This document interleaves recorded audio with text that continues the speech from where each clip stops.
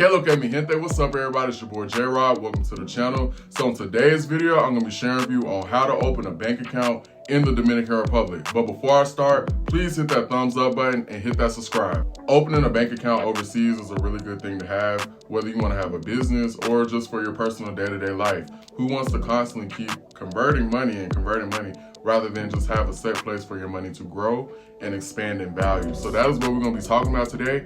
Yeah, this video was a little bit hard, or I guess is going to be a little bit hard to record just because it's so many banks in the Dominican Republic. Every bank has its own set of criteria or requirements in order to open an account with them. So because this was a highly requested video and I did have quite a few of you guys asking me to make a video on this, I decided that I'm just going to compile all the general requirements based from multiple banks.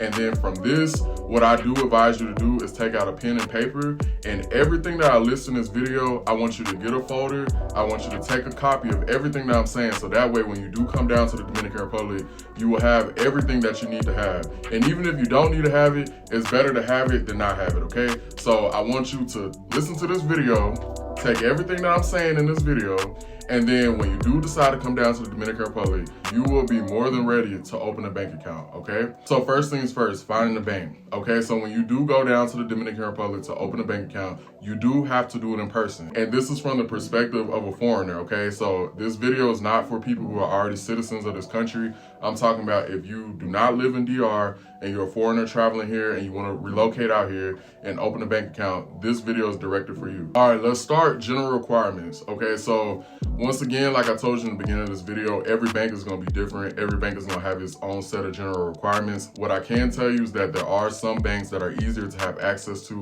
than others. As a foreigner, one of the easier accounts to get a bank with is Banco Reservas. They don't really ask you a lot of questions or requirements for you to open an account with this bank. I think the only thing that you need is 2 forms of ID, your bank statements, and then I want to say they ask for the tax information. It's been such a while since I've done it, but I want to say that they ask for the tax information. They may or may not ask, but like I told you in the beginning of this video, it's better to have it than not have it at all. And then of course you need the money to open the bank account, which is, for a pesos account, it's about 500 pesos, which is roughly around 10 US dollars. Depending on where the dollar is, it fluctuates. It could be $8 right now, but I do personally like this bank. The only downside is that it is a government bank, meaning the people that get paid through the government get paid through this bank. So it is always crowded, but it is a really good bank, okay? Once again, that goes back into, you need to inquire these things before opening a bank account. And you can either email them, and some of these banks, they have chats where you can ask questions. So that's going to be on the easier side. Now, some of the more famous banks that you see in the Dominican Republic, such as Popular Bank, Popular Bank, those are going to be a little bit more requirements, okay? I think they have like the longest list of requirements, and it's a lot harder to get a banking account with these. Not impossible, but they do ask for a longer list of requirements. And so me personally, I do like Popular Bank because, well, it's popular, no pun intended, okay? So it's all around the island, you see it everywhere. But for this bank, they do ask for a lot of information, okay? Okay, I do got my notes because this is a lot to remember. Normally I memorize my videos, but this is a lot. So this is just in general when you were trying to open a bank in Dominican Republic. Like I told you in the beginning of this video, get you a folder. Everything that I'm listing in this video, I don't care if the bank that you're trying to go to doesn't need it. You never know what could happen. You might think that you might get approved with one bank and then it doesn't work out and then you gotta go to another bank. So instead, like I told you, it's better to have all this stuff rather than have nothing at all, okay? And some of these banks do not require the things that I'm listing down below. But one thing is for sure, you are definitely gonna need your 2 forms of ID. So that's gonna be your passport and like a driver's license or a state ID, okay? Now, one important thing about the passports, and these are for people who have dual citizenship, meaning that they're born in one country, but they live in another country and they have citizenship in that country, okay? So for example, let's say you're born in Germany, but you live in the United States and you have a US citizenship, okay? And you have a passport. Well, when you do go down to the Dominican Republic to open a bank account, they will need both passports, okay? This is very important. Or let's say you're from Jamaica, but you live in Canada, okay? They will need both your Jamaican passport and they will need your Canadian passport. I'm not talking about people that are just traveling there on a visa just for an extended stay. I'm talking about that people who have dual citizenship, because essentially what happens is they're gonna run a report with all the data that you give them, and when you fill out the application, they're gonna need to have this information to be able to verify your identity, but also for the approval process. this is for dual citizens. If you are not a dual citizen, all you just need to bring is your passport for that country. So if you're from the United States, then you just bring your United States passport, okay? Okay, another requirement that some banks in the Dominican Republic will ask for, but is not subject to every bank, is you have to have bank statements, okay? So this is how they can verify where this money is coming from. So some banks, they might ask for 4 months, some might ask for 6. It just depends. Once again, you have to inquire this before you open a bank account, okay? And so pretty much this is just to verify to see where the money is coming from. So if you're like a drug dealer or something, or you just have like a huge lump sum of money and you can't verify where this money is coming from, then obviously they're not going to approve you for the bank account. Another piece of information that you might have to provide, but is not subject to every bank, I do know for sure Popular Bank, they will ask for this, is a reference letter from the bank. And basically a reference letter is just an automated letter that just says, hey, so-and-so has been a customer with us at this bank since October 16, 2014, okay? And it's just an automated response. It's very easy to get a bank reference letter. You can just ask your bank like, hey, I need a reference letter, boom. Whether or not do you need it in Spanish or not, it depends on the bank. Some banks, they'll accept the document in English. Some will have it translated. So if I were you, I would just go ahead and get it translated so that way you don't have to worry about it. But once again, like stated before, this is not for every single bank in the Dominican Republic, okay? Another requirement that you may or may not need, income tax documents. Some banks require it because they need to verify proof of income, okay? A question that I did get, because along with the tax documents, you will need to submit deposits or pay stubs or check stubs. Okay, so a good question that I got on my apartment video that I did about how to find an apartment in DR. If you have not watched that video, I'll leave a link to it right here. It's a really good video, all right? But anyways, let's say you are an independent contractor or you make your own money online, okay? Or you're like a day trader. Okay, so they were asking about like, well, how do you show proof of income? Well, as long as you can prove and show the deposits of like you earning income, then that's all that they would need. That's why they look at your bank statements in addition to the deposits to make sure that you're getting your money from a legitimate source. Okay, so that was a really good question, whoever asked that. And then along with income verification, some banks, they will ask for a letter from your job. And once again, it's just to show that you're employed. Not every bank asks for this, but it's better to have it than not have it at all. I do know Banco Popular, like they do ask for that. Then last but not least, some banks require you to have a reference, which is basically a Dominican that lives in the country.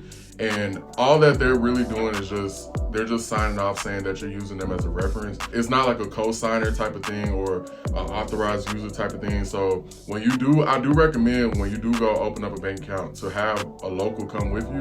So that way you can use them as a reference. And basically they're just signing off a document just saying that you're giving them the okay to be a reference. But they don't have access to your money, so they won't be able to have access to your funds. It's literally just a reference. Like, think of it like a job reference, okay? And the only thing that they need to bring is an ID. Then of course, I forgot to mention, you also need the money to open the account. Okay, so there are two different types of accounts you can open in DR. You can do a US dollars account or you can do a pesos account. Okay, so for the US dollars account, they want 500 USD. And then for the pesos account, you're looking at about 500 US pesos to 1,000 pesos, which is roughly between 10 to 20 US dollars. Okay, so it's not a lot of money at all. But one thing about the people who do want to have dollars accounts, so like let's say you do want to open a dollars account, minimum deposit that you have to have is 500 USD, but you don't have the money up front. What they will do is they'll give you an extension. Most banks do this, so they might give you 15 days to get that deposit. So if you don't have that money immediately, you'll just ask for the extension and then they'll give you about like 2 weeks, 15 days to get that money, the 500. So the easiest thing to do is just like, if you know you're about to open up a bank in the DR, at least have 500 USD. That's for the dollars account, not pesos. Pesos is very cheap, okay? The approval process, it usually takes anywhere between 3 to 5 business days. So they'll let you know if you get approved for the bank. So it's a very quick process. It doesn't really take that long. Filling out the application, it could take a couple of hours, but they get back with you within a week. Now, something else that you need to keep in mind when opening a bank account in DR is that there are some banks that have a maximum time frame for you to be able to open a bank account in that country, meaning that some banks, they might say, okay, you have 60 days from the time that you land in this country to open an account with us.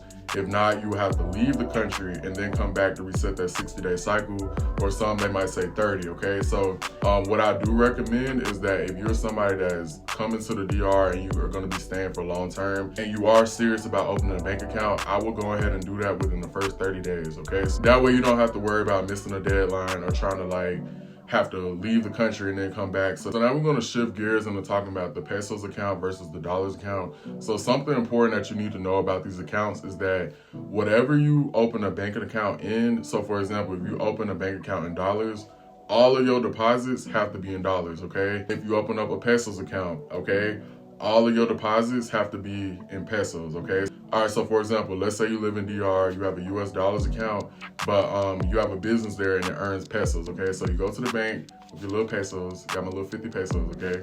But however much money you bring, but let's say, hey, I want to put this into the bank.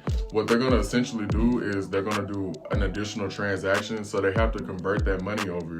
And then they're going to take that money that they turn from pesos to dollars, and then they're going to deposit that into your dollars account, okay? Or vice versa. Let's say you live in the DR and you have a pesos account, but you have a business back at home that earns US dollars, okay? When you take that money in dollars and you want to put that into the pesos account, you have to tell the bank teller, hey, I would like to convert these dollars over to pesos, and then they'll put that deposit in. They won't be able to put pesos into a dollars account or dollars into a pesos account. They have to do the conversion. So that's another reason why I do like having a bank in the DR as opposed to having to go to like a Western Union or a Caribe Express, or hell, even worse, the airport, because that is the worst place for you to exchange money because you just get a terrible rate. So banks, they typically give you like the best rate in my opinion, and you don't have to worry about those super really off the wall exchange fees. For that reason, just in my own personal experience, I feel like it's good to have both. Have a US dollars account and have a pesos account. It's a lot easier to mitigate your money. And then in addition to that, the US dollar, it increases in value. And that's why some people, they might have like a US dollars account for a savings account, and then they have like the pesos account for like a checking account for their day-to-day expenses. Or like, let's say you want to go out to a restaurant, okay, it's good to pay it in pesos because if you pay it in dollars, you're going to be paying a lot more. That's why I told you in the apartment video, I said that some apartment listings that they will have US dollars instead of pesos. And I explained don't rent in dollars because you're going to be paying more money. So it's the same principle. If you have two accounts, a dollars account and a pesos account, then you kind of live the best of both worlds. One thing to keep in mind, if you do open a US dollars account, they will not give you a debit card. You only will receive a debit card if you open up a pesos account, okay? For the dollars account, what they're going to give you is kind of like a little booklet, and then every time you deposit money, they'll stamp the booklet, and then that'll give you a record of what you're depositing into your bank account. Okay, so that is something that you need to know, is that you only get the debit card for the pesos account. So just get both, in my opinion. I think you can benefit very well, especially if you're trying to do business in the DR. I highly recommend you to have both. But guys, that's all I have for this video. If you do have some of the banks that I did not list in this video and you want to share your process down below, feel free to put it down in the comment section and share your recommendations. Do you recommend this bank or do you not recommend this bank, okay? Was it an easy process or was it very difficult? But that's all I have for this video, guys. Y'all stay safe out there, and I'll catch y'all later. Peace.